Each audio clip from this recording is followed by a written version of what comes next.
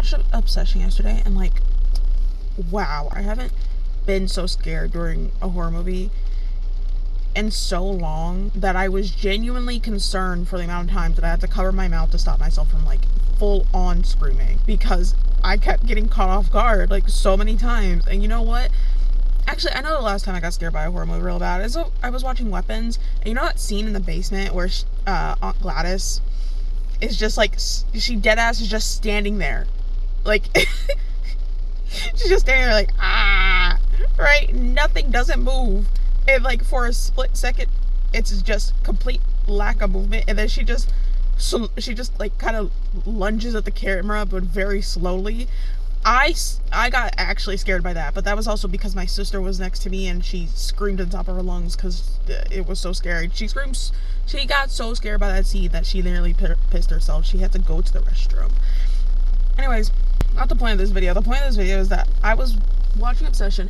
It was a great movie. I had so much fun. Unfortunately, no one in the theater saw the comedy in some of the comedy moments. And I'm like, guys, it's a horror comedy. You can laugh sometimes. You don't have to. Okay, I know, it's okay. Let's respect the victim. I know, even though sometimes those scenes are the pump fake where she goes after saying, no, it's fine, it's fine. It's fine, don't be scared. And then she fakes him out. That was so it was literally so funny. Anyways, I found myself actually feeling bad for Bear, because he's very much framed as this like frail, this like insecure little man. And at first I felt myself feeling really bad for him. And then things just kept going and kept going. I think the moment that I was like, wow, you're actually just like not a good person, was when real Nikki comes out while her body is sleeping, and she's begging Bear to kill her, and like at no point does he say, I'm sorry I've done this to you, I'm sorry, I'm gonna fix this, don't worry. And she's just like, please just take me out of my misery. He says, what would be so bad about being with me? But she's not with you. She's never been with you. You are literally with a horrifying version of her. Which is crazy, because one second you were so scared of her that you were sneaking out of bed. You were so scared for your life that you snuck out of bed. And then the next second, you're telling her, what would be so bad about being with me? I'm sorry, weren't you scared? Weren't you just scared? Same thing happened after the dinner scene. He's horrified of her in that moment, but then the next moment, he's capable of getting off. He's weird, and unfortunately for me, it sort of brought up some feelings of being with my ex-boyfriend. Bear very much reminds me of my ex. He was this kind of guy where like he seems really nice on the surface, and then underneath this insecurity really like festers and makes him a horrible fucking person to be around, who does horrible things such as Bear does, like taking advantage of someone who really cannot consent because they're not even in their body. And I mean, not that I wasn't actually in my body, but I was very much mentally unwell when I was in a relationship with my ex. Another thing I want to talk about is Sarah. I did not pick up on the fact that Sarah actually liked Bear the entire movie. I didn't realize that Ian was definitely messing around with Nikki. I didn't realize either of those things, and I feel so stupid, but also I'm like, maybe that's why I never know if someone likes me, because I couldn't even realize it from a movie. Maybe that's why I think no one's ever liked me. I just don't know the cues. Like, it did that anyways. But the thing about Sarah is that when Nikki smashes that wine bottle and like beats herself in the face with it, the same night, Sarah, for whatever reason, no concern for Nikki, her longtime friend, which they're all longtime friends, but for some reason she doesn't think, hey, maybe I should really go with Bear and like help him out and, you know, try and get her help. No, she really just, instead she chooses to go and tell him, hey, I think she's taking advantage of you, which is weird, in my opinion. I understand that from her perspective, she told Nikki that she likes a boy, and Nikki went and dated that boy, and like, that happens. I know it's a thing. People do that often. I know why it would make sense for her to not to like be mad at Nikki, but what I don't understand is how she saw Nikki going through whatever she was going through and didn't think something's really wrong. Something is happening and it's not making sense. But she never has that moment. She's just like, yeah, fuck Nikki. It's really weird for me. I don't know. And then the fact that she got in the car with Bear and started flirting with him, mind you, after they all experienced something that was like really scary in that moment, watching someone harm themselves in front of everybody in a party. But for some reason, she's like, I need to talk to you about something. Respectfully, nothing important enough for you to drag me out of my house at 3 a.m. with love. She finally says that line, I was on your left. I was here all along and you didn't notice me. And Bear has the audacity to be like, you're right. Oh my God. The girl of my dreams was right here all along. Even though the girl of your dreams a couple days ago was Nikki. I do like that they put in that one scene of her taking the $20 and giving it to the dude, giving it to the homeless man, because that Nikki does have like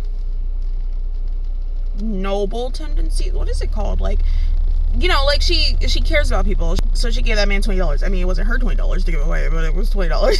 But I noticed in that scene that you can hear Sarah say, after she takes that $20 and gives it to the homeless man, you can hear Sarah go, oh, you just paid for someone's heroin money or someone's drug money. And I was like, wow.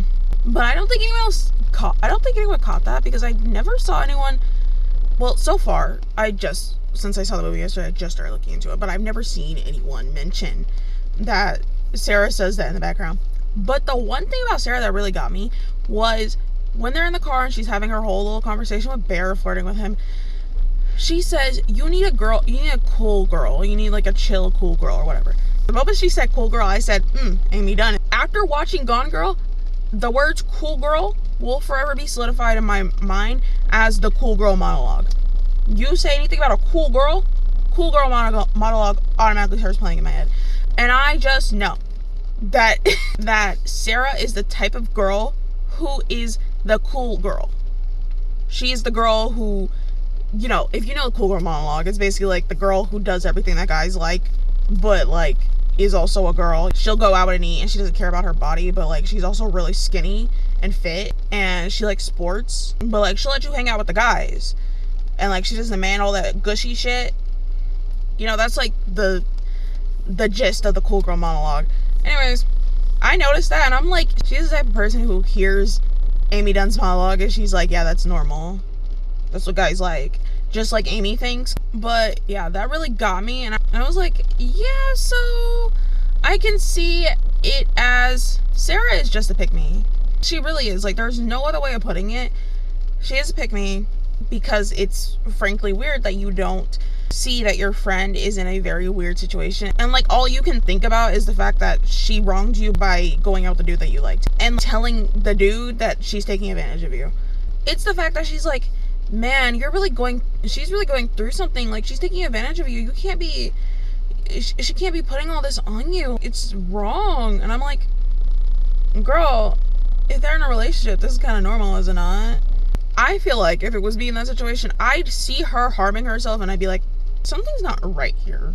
To be fair, I've never been in a situation like this though, so I don't know if I would react like that, but I feel like in my morals, I would be more concerned at the fact that she just smashed her face in with a wine bottle.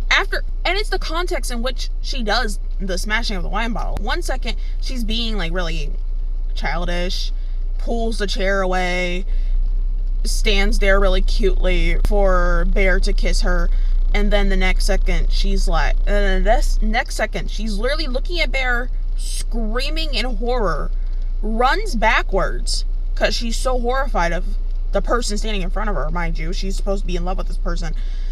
And then the next, she's grabbing a wine bottle and smashing it on the table until it breaks, and then stabs herself in the face with it. All of those things connected would make me concerned, not me go, oh, I need to go and like tell him my feelings. I need to go get in my car and tell him to meet me and go tell him about my feelings. I like Sarah as a character. I like her addition to the story. I just think she is the worst type of girl to be friends with, because how she sees the situation like that, and she thinks you're still the one in the wrong. You're still the bad guy here. Nothing else is happening. Where Nikki runs through the window is one of my favorite scenes in the whole movie, because I just genuinely didn't know what was gonna happen. I dead ass was like, something's gonna happen. She's probably gonna run through that window, but I had I did not expect that she was just going to run up with a brick and start smashing Sarah's head into the brick. I was really expecting more of a, like, she smashes through the window and, like, she drags Sarah out of the car. But no, that was actually what she ended up doing is even more scary. And then Bear, and like, even at this point in time, Bear knows that this is a bad situation. At this point, he knows that the only way to reverse what's happened is for him to die. And still, he doesn't consider that an option. Still, refuses to consider that an option. So then he tries to go and convince someone else to do the wish for him. And then fucking Ian's a fucking idiot. Ian has the same idea as the one wish Willow as Bear did in the beginning of the movie. He's just like, bro, it's a stick, it's a toy, it's not gonna do anything crazy. And then it does. And the comedic timing of just hundreds of wads of cash just falling from the sky. But again, no one in my theater laughed at that. I was like, oh my, I thought it was really funny. But no one else seemed to find it funny. They were just like, oh my god. You know, they were annoyed. But I was like, that shit's funny. What do you mean? It's not like, oh, you got a transaction to $1 billion to your bank account. No, it's just like, here's all the money raining from the sky. Those videos that pop up when you search for something and it's like, things you missed. Someone said that the money was seized by the police, and I'm like, well, if the curse is supposed to reverse if Bear dies and Ian died, that means the money just like poofed into thin air, I'm sure. Anyways, that's my conversation for the day. My sister's finally back.